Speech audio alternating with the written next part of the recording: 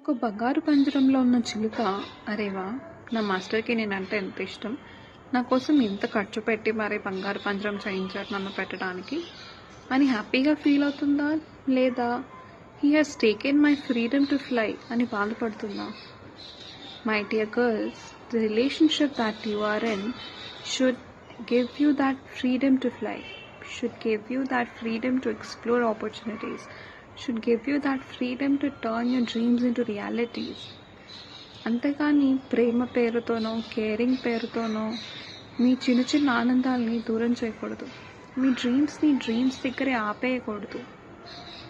The relationship that you are in should allow you to breathe.